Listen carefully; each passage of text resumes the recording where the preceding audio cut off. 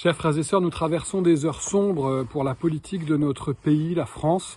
En effet, à peine quelques jours après avoir constitutionnalisé la liberté de l'avortement, nos gouvernants s'engagent dans un projet de loi pour promouvoir l'euthanasie et le suicide assisté. Tout cela est extrêmement grave et comme chrétiens et donc citoyens, nous avons le devoir de nous engager, de réagir face à tout cela. Premier moyen que je vous propose, c'est tout simplement de se former, de s'informer sur un sujet qui ne peut être traité à la légère ou simplement par des slogans. Je vous invite peut-être pour commencer à écouter l'interview de notre évêque, Monseigneur Mathieu Rouget, il y a quelques jours sur France Inter. Deuxième moyen, c'est l'engagement politique. En effet, nous avons le devoir de nous engager comme chrétiens politiquement. Les moyens sont multiples. Il y a pour commencer les élections européennes qui auront lieu dans quelques mois et qui est une bonne occasion d'exprimer notre opinion. Il y a aussi d'autres moyens.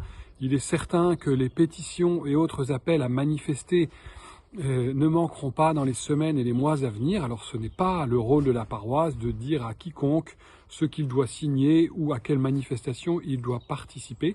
Mais c'est en revanche mon devoir en tant que curé de vous encourager, à vous engager politiquement, quels que soient les moyens que vous discernerez en conscience. Le troisième moyen, plus spirituel, nous est donné par l'Évangile, il s'agit du jeûne et de la prière. Jésus nous dit qu'il y a certains démons qui ne peuvent être expulsés que par le jeûne et la prière. C'est une action encore plus puissante en réalité que l'action politique. Entraînés par notre carême, nous pouvons peut-être orienter notre prière, notre jeûne d'une manière toute spéciale à ses intentions en faveur de la vie. Et puis, dernier moyen, et certainement le plus important, je nous invite à être particulièrement attentifs aux plus petits, aux plus vulnérables parmi nous. Je pense évidemment aux personnes âgées de nos familles, de notre voisinage, à tous ceux qui sont autour de nous malades ou porteurs d'un handicap. Le meilleur moyen de combattre la culture de mort, c'est de travailler en faveur de la vie, en faisant grandir l'amour fraternel entre nous et en particulier en faveur des plus petits. Que le Seigneur nous bénisse et nous accompagne dans cette nouvelle épreuve. Amen.